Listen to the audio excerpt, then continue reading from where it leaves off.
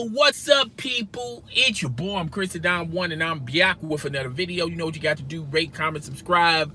Please believe, hit that notification bell so it'll let you know when my next video or live stream goes down. All right. So I'm gonna get into something real fast, real quick, and I wanted to talk. I felt like it was a slow news day, not a lot to talk about.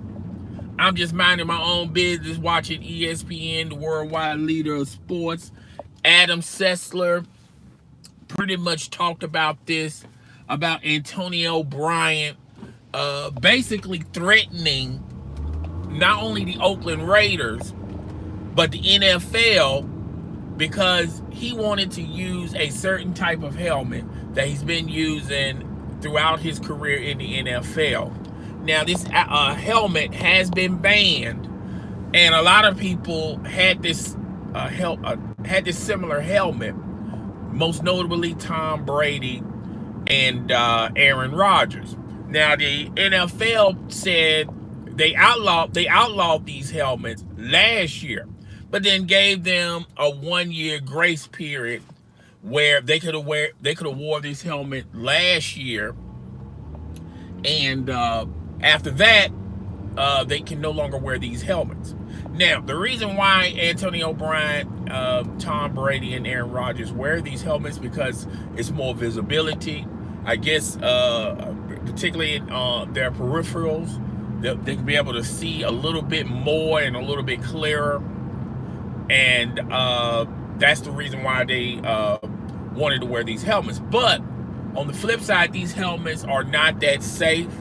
You can have severe head damages, trauma, as well as concussions. So that's the reason why they outlawed these helmets, because these helmets are not safe, and they want their players safe. So Antonio Bryant was making a big fuss over it. Now, a couple of days ago, there was a report that he blistered the bottom of his feet because he was in an isobaric chamber, and he couldn't no longer practice. And that news came out. But the real reason why, and Adam Sessler reported this, the real reason why he hasn't reported to camp is the fact that he can no longer wear the helmets. Now, he did a tirade with the Oakland Raiders equipment staff saying, well, look here, how come Tom Brady and Aaron Rodgers can wear this helmet, but I can't wear this helmet? Trying to make it into a white-black type of situation, all right? How come the white players can wear this helmet and the black players can't wear this helmet? And the equipment manager had to go as far as showing Antonio Brown that, look, I want to call him Antonio Bryant, but Antonio Brown, AB. Basically, they had to show him a picture of Aaron Rodgers wearing these new helmets to prove to him that everybody is on board with this, okay? The funny thing about rules is nobody likes rules, and rules are not here to be likable. I don't know if anyone likes, I don't know if there's a such thing as a likable rule, but there's a reason why these rules are put in place, and the reason why they want these helmets outlawed from the NFL, because they're not, they don't protect the head very well. You increase your odds in getting concussion, brain damage, all that stuff, and they are looking out for the players. Now, I understand why the players want to wear these helmets, because they're more they've been wearing these helmets for quite some time now. They feel more comfortable wearing these helmets. The helmets have more visibility. I understand, but they're not safe helmets. Okay?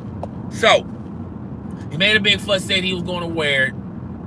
Came to practice the next day, had the exact same helmet that was banned.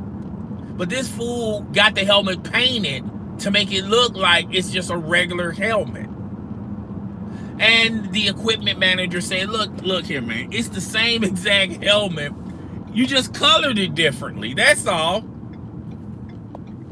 So now Antonio Brown, I don't know why I want to call him Antonio Brown. Antonio Brown is threatening to retire because he cannot have his way.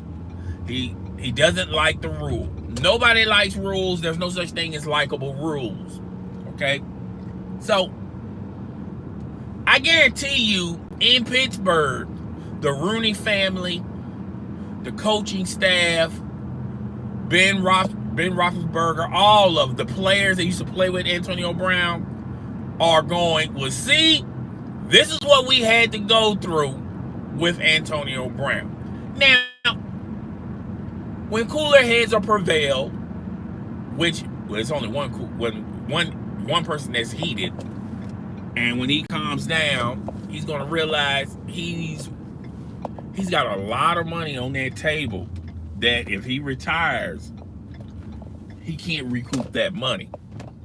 Okay, this was supposed to be the year where he finally gets paid fairly, because he played above and beyond his contract with the Pittsburgh Steelers.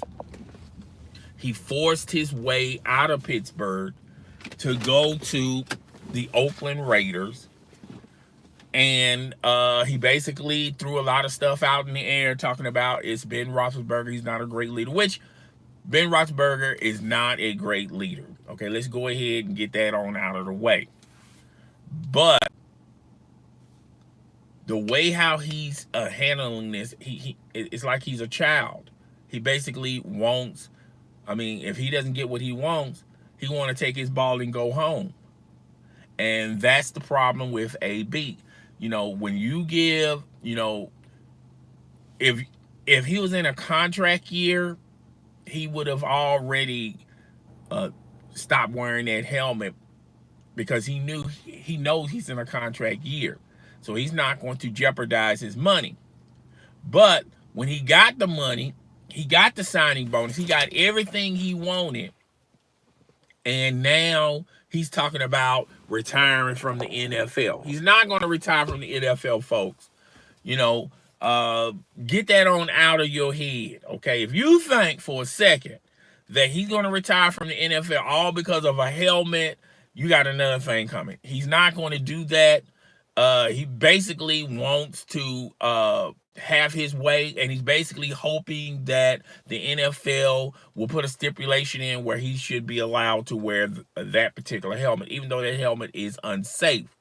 But if the NFL do that, then they're liable for Antonio Brown, particularly if he goes on the field, gets a concussion, has brain damage, and now his family, as well as Antonio Brown. I don't know why I want to say Antonio Brown. Antonio Brown, his family as well as him can sue the NFL because now they're on the hook for liability. You know, they allowed him to wear this helmet. Now, I'm pretty sure the NFL, with their lawyers and their teams, they could they can have stipulations, have him sign something to where he's liable for his own damages. They could do that, okay? But, you know, what about 10, 20 years from now? And, you know, I'm not wishing death on anybody. But what if Antonio Brown dies? Okay, that clause is not going to be for the family, because the family's going to get their lawyers and they're going to go to court and say, well, he wasn't in the right frame of mind. He was only really thinking about the helmet. He didn't have the education or the information at his disposal like the NFL had. They should have fought for that a little bit harder. They should not allowed him to wear that helmet. And see, that's where you run into legal risk. And Roger Goodell and the NFL, they're going to, you know, they're going to stick to their guns, and he's going to have to, you know, not wear this helmet, and he's just going to have to deal with it. You know, you just can't always get your way in life. Okay, so you know, there's rules and regulations for a reason. You know, a lot of rules and regulations, a lot of people don't realize it's not the fact that, you know, your job, your company, or your profession don't want you to have fun, or they just trying to stick it to you or something like that. There's rules and regulations for a reason. The majority of these rules and regulations that we have are safety concerns, safety reasons. Okay, so that's why they have them. And two, they don't want to run the risk of being liable if you get hurt, injured, or killed. All right, because then they'll be on the hook for liability. All right, so that's why there's rules and regulations, and that's why Antonio. I don't know why I want to keep saying Antonio. I want to keep calling him Antonio Bryant. It's Antonio Brown, AB. It's in my head. I don't say it. It's in my head, and when I spit it out, I already know it's Antonio Brown. But I want to keep. I just got in the back of my mind Antonio Brown. Anyway, so what's going to happen is he's probably going to soak a little bit, and he'll probably practice this Monday. I expect him to be on the practice field this upcoming Monday. They're probably going to let him cool off, let him chill for a bit over the weekend, let him and talk to the equipment man, which he didn't do nothing wrong. But see, he's already causing the wrong type of waves. Okay, he's already having issues with the staff. Okay, how long you think it's going to take for him to have issues with the coaching staff and then ultimately the coach? Okay, this is the same type of procedure he did in Pittsburgh. And I'm not saying Pittsburgh I'm not saying, particularly with Antonio Brown and Ben Roethlisberger, I felt like they gave Ben Roethlisberger a lot of rope to where he can say and do what he wants to do as well as he please, because he's the quarterback. All right. So I do feel him on that juncture. I do feel like they overprotect Ben Roethlisberger, but then you have to understand the position. If Ben Roethlisberger was just like another quarterback or a tight end or an offensive lineman or someone who played defense, and was good, they wouldn't give him that much rope because of his position. Not because of his color, it's because of his position. He's the quarterback. Okay, so of course they're going to give him a lot of rope. And sometimes when you give somebody a lot of rope, that same rope can turn around and hang you. You can be hung from that rope. Okay, not actually being, but you get the point. But my thing is, I understand the concerns that Antonio Brown had, but at the same time, a lot of his problems and a lot of reasons why it didn't work in Pittsburgh is a lot of you have to blame on yourself, okay? And he's demonstrating a lot of this behavior with Oakland. It's not going to take that long for him. I feel like he's going to get upset, and he's going to get heated, and he's going to get hot. And, the Raiders are already on the fence, wavering whether or not they shouldn't even entertain the notion of trading for AB. All right. And I feel like, halfway through the season, they're going to see the true colors of him. And then they're going to go like, wait a minute. I think, I think we made a mistake here, a grave mistake here, because I don't see Derek Carr making him happy. He wasn't happy with Ben Roethlisberger, and he had his best stats, his best numbers with Ben Roethlisberger. David Carr is no Ben Roethlisberger. He's not going to surpass or equal what he did in Pittsburgh. Okay. Now I know subconsciously he's thinking, well, I don't need to make those numbers. I already did those numbers, so I don't need to eclipse myself. Now it's about the wins and losses. Okay, so I already did the individual accolades. Now I want, wins and losses and, Super Bowls, okay, or playoffs, okay, or how important I factor in on us winning. I think that's his perspective as of right now, because I think realistically he understands that he's not going to, even though he's the only receiver I'm not saying he's just the only receiver in Oakland, but I feel like he's the only receiver that's going to demand a lot of touches, with Oakland. So, y'all, you got here a little too late. I'm getting ready to call it a wrap.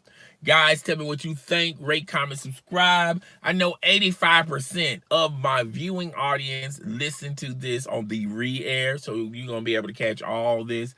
It's your boy, and I'm up out of here. Deuces.